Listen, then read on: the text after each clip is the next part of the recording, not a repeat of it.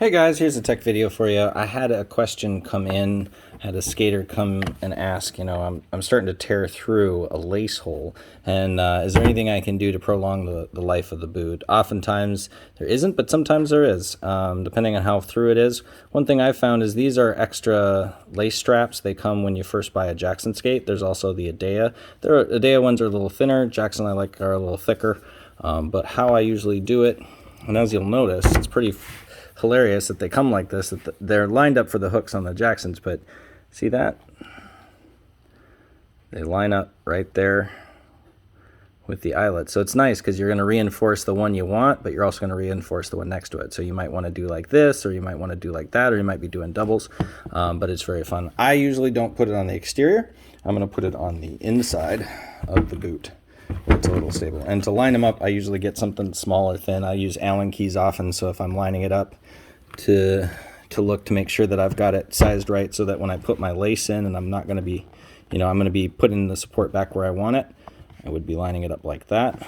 Oftentimes then I'll draw a line on it with my pen, so that way I know where the top is, and then I'll look to the inside and see, okay, I can probably take off about this much space like that.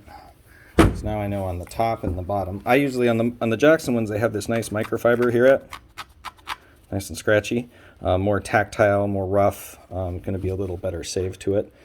So this would be on the inside, it'd be nice and smooth. And you see all the bumps on the side. Lots of times people don't like that, so oftentimes I'll just angle my scissors nice and flat and cut that away nice and smooth. If you have a grinder, that's also sometimes something you can do. So you can see I took away that whole little edge. And I oftentimes will cut it with a slight angle as well right here, kind of round it out. You can see, look at that, nice and smooth. So it's not, so inside the foot it'll feel less or show up less. And these are just the straps that come when you buy a brand new Jackson. They usually use it to keep the shape as it's traveling. So again, this is the inside where the foot will be, and I mark the outside. I'm not going to cut this one actually because it actually helps me hold on to it. So I did the inside part. So I got my line up right here. So I'll know where I want to attach it. And I can see through the hooks on the inside. And then I can also hold it there as well. And I'll still use my Allen key when I put it in to help guide me, make sure I've attached it right. But I'm going to leave this on so it gives me something to grab onto, so when I glue it. Grab a little extra piece of paper here so I don't get it on my tape. Now the glue I use is just DAP. Oh, speaking of which, before I get too far and excited, so that's where I had it basically set up to make sure I was going to glue it. One thing I did not note, it's a really good idea to just outline where you want to glue on the inside so you're not gluing too much of the foot. You don't need to touch all the chemical stuff. You can see that right there.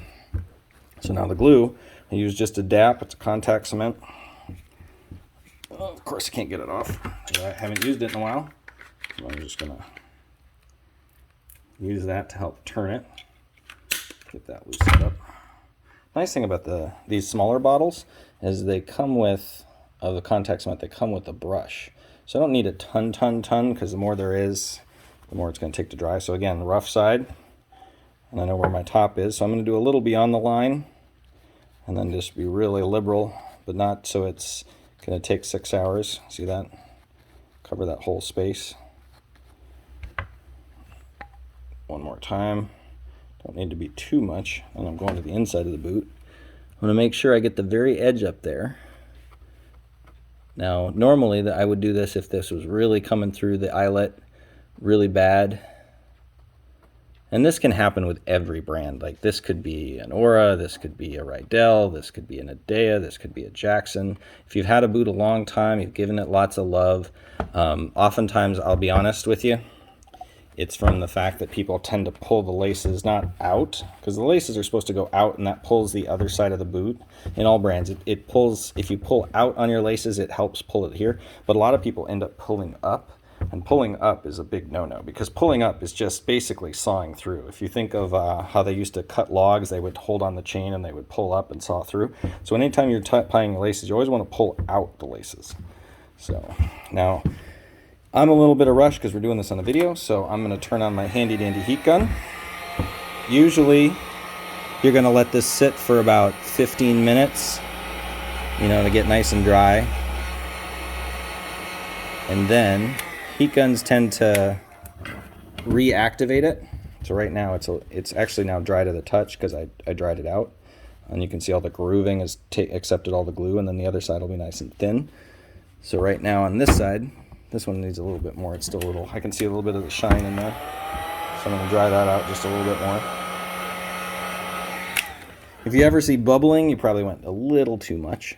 So I'm going to go back and grab my Allen key. Get that. Now I can see on the inside real easily, on the outside, how to line it up. Now I usually start from looking at where I had, so I'm going to put my Allen key through. I'm going to go through the hole, so I got it right there. And I'm going to line it up. That's it. And I'm going to check the other hole. Make sure I got it nice and lined up. I'm going to start pinching from the top and smoothing to the inside. Now any of that extra glue that you got on the back side, this is usually when you're going to be able to peel it off. You're going to press down on it. This is also a great spot to use your handy dandy clamp, because the more pressure you get to combining it, the better it's going to hold.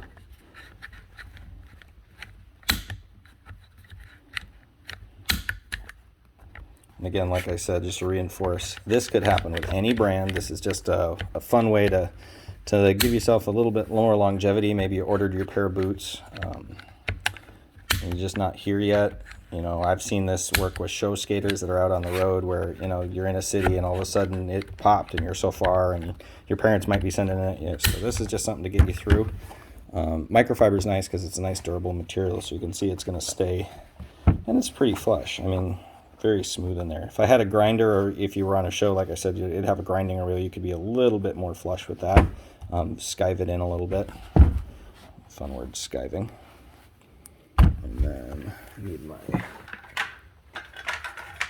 need a fresh razor blade here.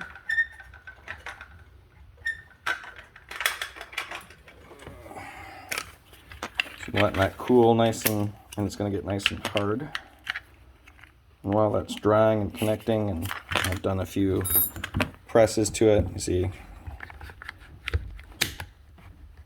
making sure it's nice and firm. The reason I want that fresh razor blade is now that I've done it, see, I got it nice and smooth in there. Now I can use this and very gently saw off that, and I can go another time. Go that way, just very gently, and then it's nice and smooth, and there you go. That's a little tech trip to reinforce an eyelet until you get your next new boot, or give it a little extra life. And it works on all brands. Like I said, usually you'll see it'll start to rub through right here, and 90% of the time it's because people are pulling up, they're not pulling out. So this is just one of those quick saves. All right, happy teching.